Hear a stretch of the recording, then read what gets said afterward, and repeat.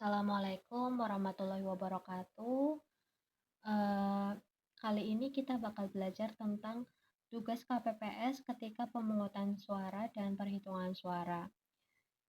Jadi setelah nonton video ini, nanti teman-teman juga harus tetap belajar tugasnya tuh ngapain aja biar paham tugasnya itu, pas pemungutan sama perhitungan suara apa sih. Soalnya nanti kalau misal kalian nggak paham tugas, nanti bingung pas hari H pemilunya gitu ya teman-teman. Jadi harus belajar benar-benar nih tugasnya apa aja. Oke, yang pertama aku bakal bahas tentang tata cara pemberian suara oleh pemilih. Jadi nanti pas pemilu kan orang-orang bakal pada nyoblos ya teman-teman. Nah, tata caranya tuh gini. Yang pertama, pemilih bakal datang ke TPS untuk menyerahkan undangan dan KTP elektronik ke KPPS.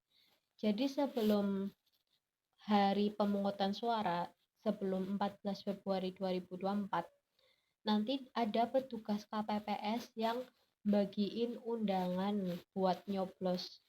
Jadi, pada saat hari H pemilu, pemilih tersebut harus membawa undangannya dan menyerahkannya kepada petugas KPPS. Kalau misal ada pemilih yang nggak bawa undangannya, itu minta tolong buat ambil dulu. Toh juga TPS-nya dekat sama rumah orang-orang gitu.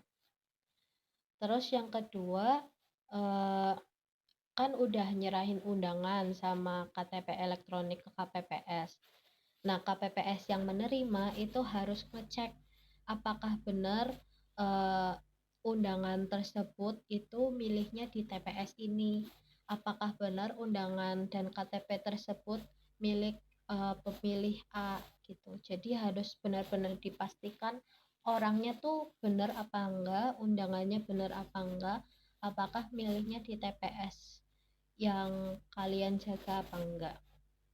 Terus kemudian kalau udah benar semua, udah dicek juga dia eh, jari-jarinya belum ada noda-noda tinta, berarti kan kalau udah ada noda tinta dia udah menggunakan hak suaranya. Jadi pas di pintu masuk juga KPPS harus ngecek ini tuh pemilihnya udah ada tinta di jari-jarinya atau belum. Terus kalau udah dicek semua, kemudian KPPS yang lain akan menulis daftar hadir dan pemilihnya bakal tanda tangan di daftar hadir tersebut.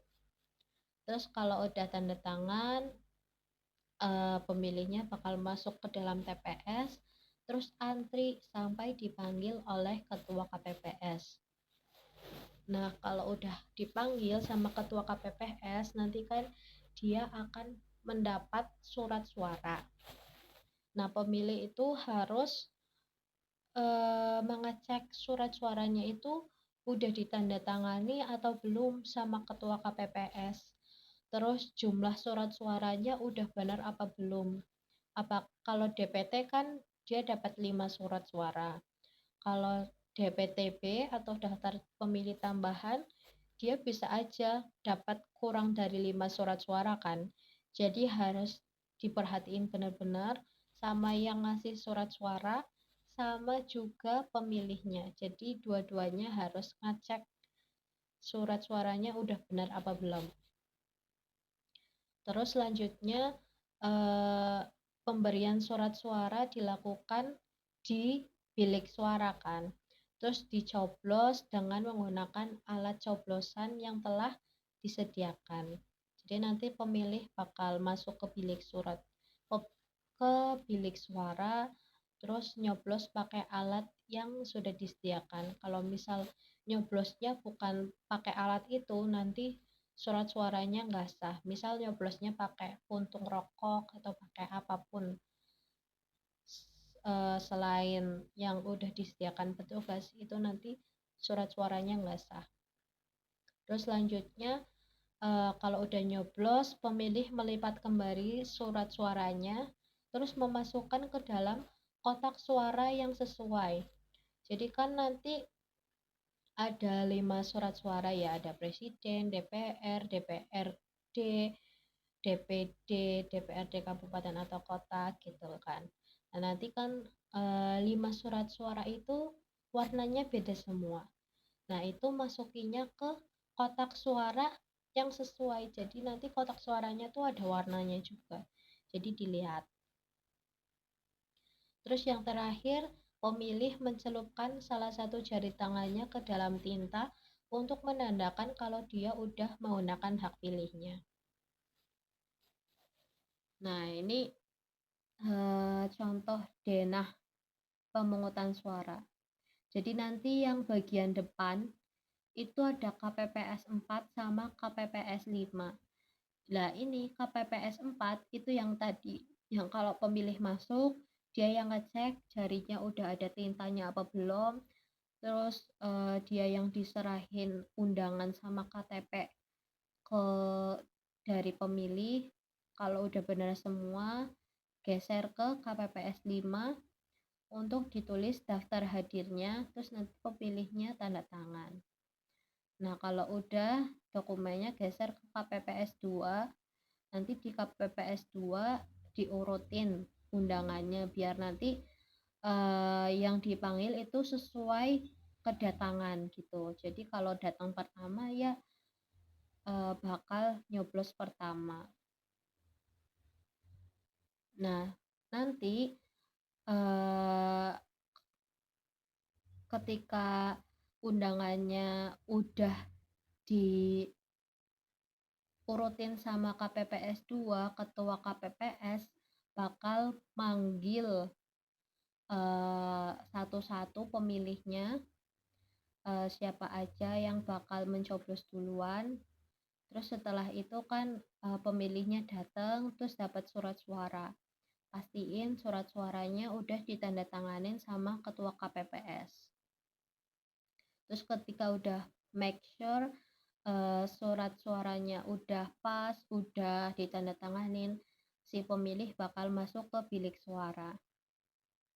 Dan nanti pemilih ke bilik suara nyoblos, terus kalau udah masukin ke kotak suara yang dijaga oleh KPPS 6. Jadi nanti KPPS 6 juga harus siap siaga buat bantuin orang-orang masukin surat suara ke kotak suara atau ngawasin orang-orangnya. Kalau misal ada yang masukin ke beda warna kan nanti jadinya repot sendiri. Jadi KPPS 6 harus ngawasin, harus siap siaga juga, dan nggak boleh yang buta warna. Terus setelah itu pemilihnya bakal ke meja tinta dan menyelupkan salah satu jarinya ke sini. Nah, meja tinta itu dipegang sama KPPS 7. Kalau udah nanti pemilihnya keluar, udah selesai. Tinggal pemilih yang lain masuk dan lain-lain. Pokoknya alurnya kayak gitu ya teman-teman. Sini ada meja saksi, ada panwas. Ini buat tempat duduk pemilihnya. Nanti pas bangun TPS harus melihat denahnya, jangan sampai malah jadi nggak rapi gitu. Kalau bisa kayak gini. Terus selanjutnya ada denah perhitungan suara. Jadi kan nanti habis pemungutan suara selesai, jam 1 selesainya kan nanti perhitungan suara. Nanti denahnya kayak gini teman-teman. Jadi ini kotak suaranya di sini. Terus nanti bakal dibuka satu persatu untuk dihitung.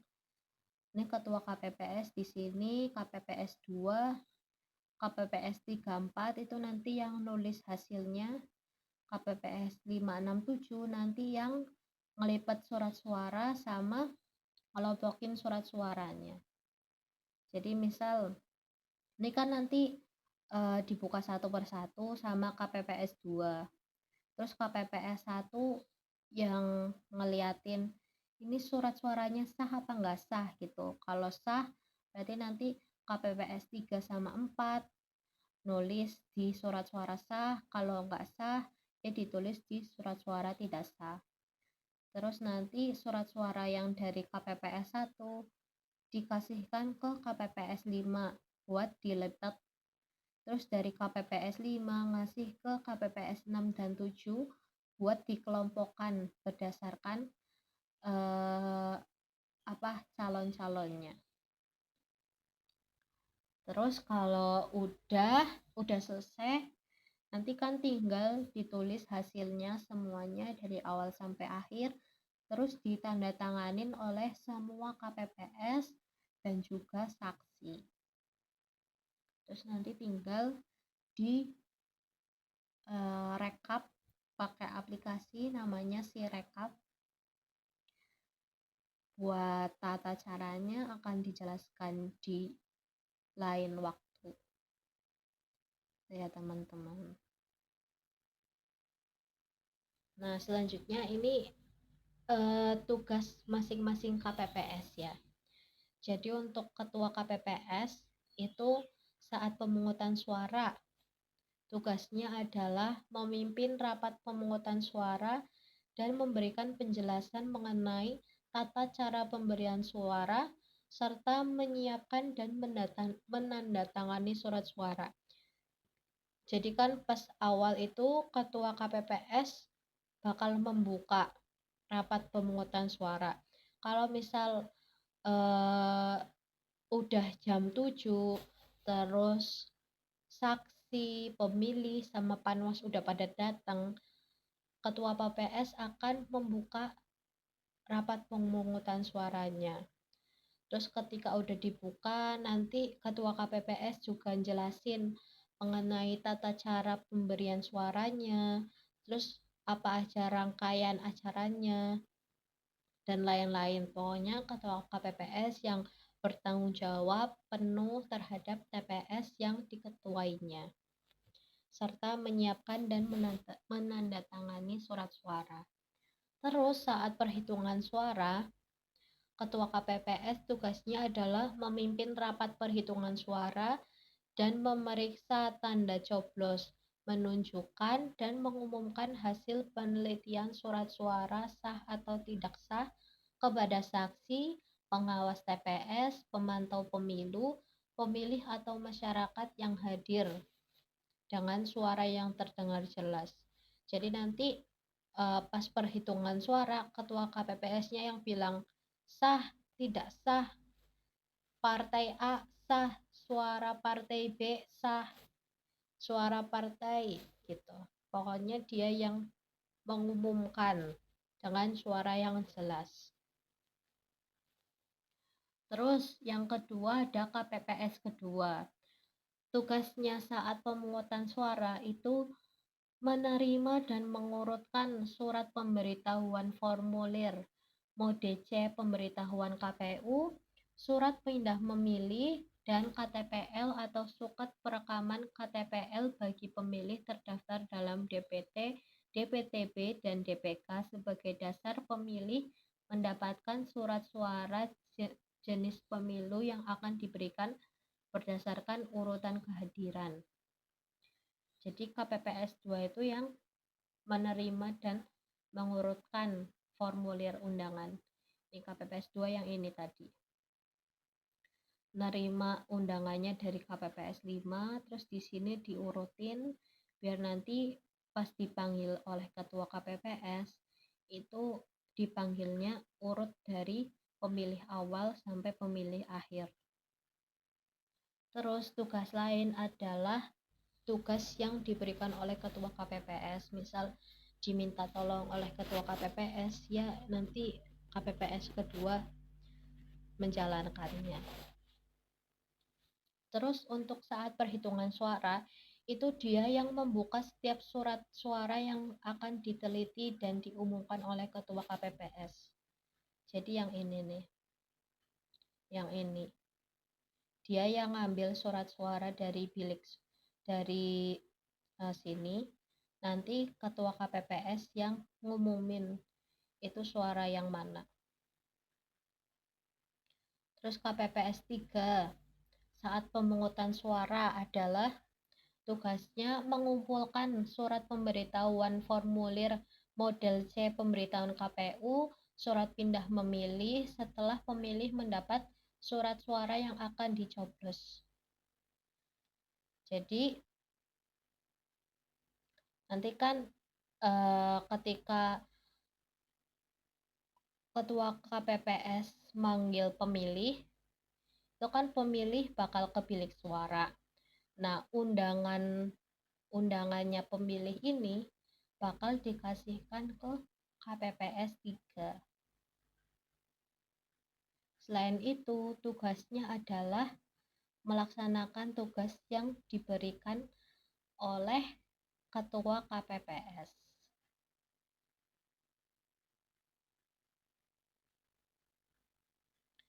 Terus saat perhitungan suara, tugasnya adalah mencatat hasil penelitian tiap lembar surat suara yang sudah diumumkan oleh ketua KPPS dan memeriksa dan memastikan hasil pencatatan sesuai dengan yang diumumkan oleh ketua KPPS. Nih, KPPS 3 di sini, dia yang nyatet hasilnya sama KPPS 4 nantinya.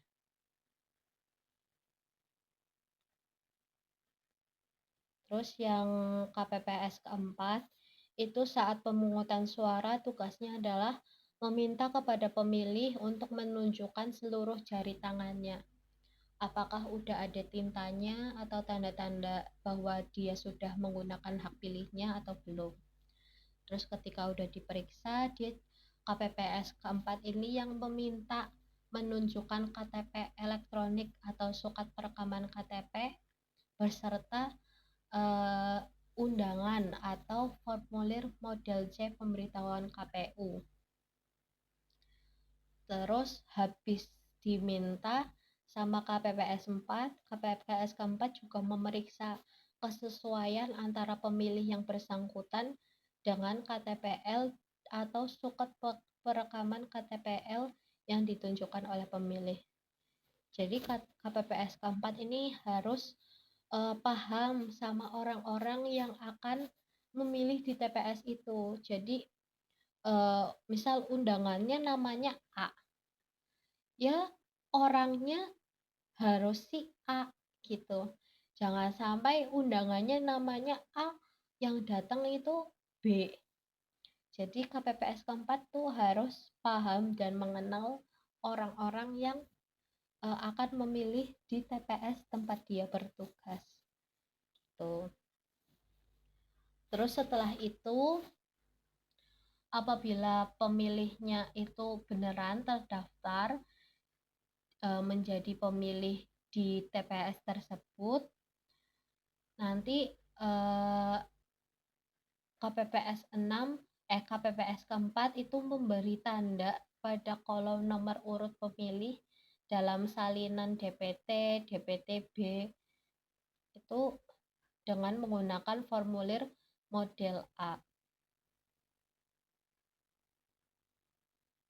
Kalau misal yang datang DPK, nanti dia yang ngecek apakah dia terdaftar di DPT atau enggak. Kalau enggak, berarti nanti nulis di DPK.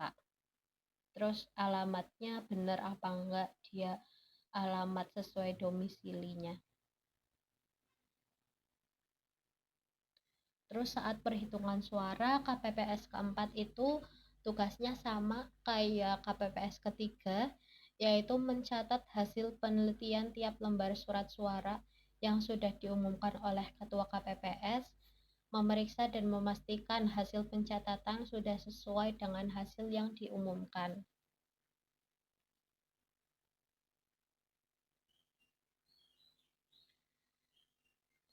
Berikutnya ada KPPS kelima.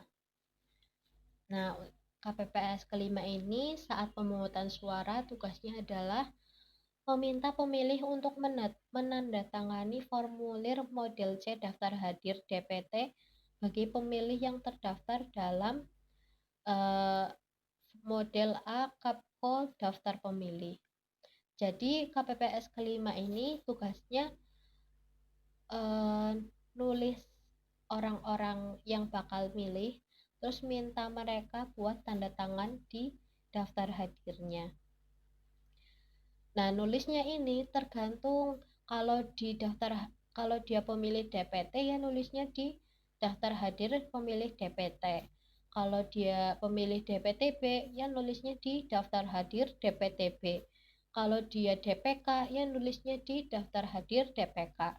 Terus kalau misal ada pemilih disabilitas dan belum tercantum, nanti dia yang nulis kalau ini pemilih disabilitasnya itu apa, disabilitas apa, nggak bisa lihat atau nggak bisa dengar, nanti dia yang nulis.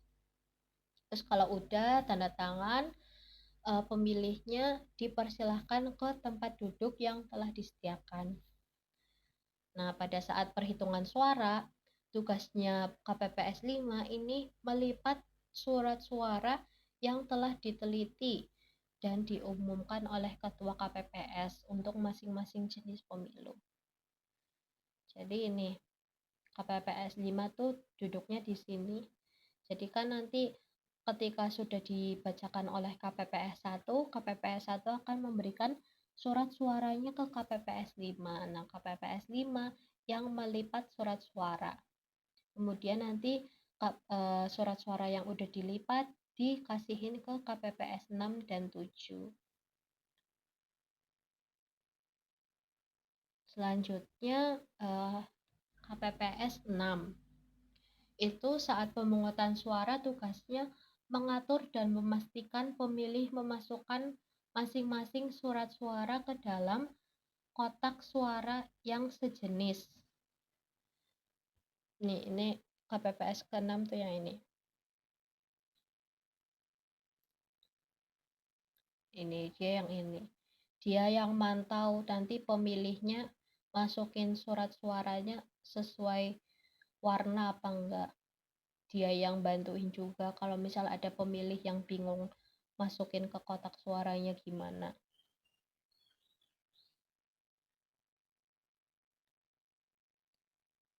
Terus pada saat perhitungan suara, tugas KPPS ke-6 adalah menyusun dan mengelompokkan dan juga mengikat dengan karet surat suara yang sudah diteliti.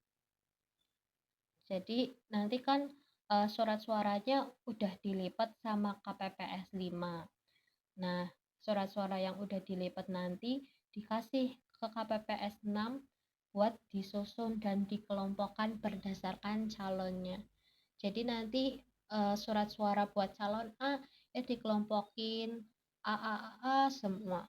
Kalau surat suara calon B kelompokin B semua.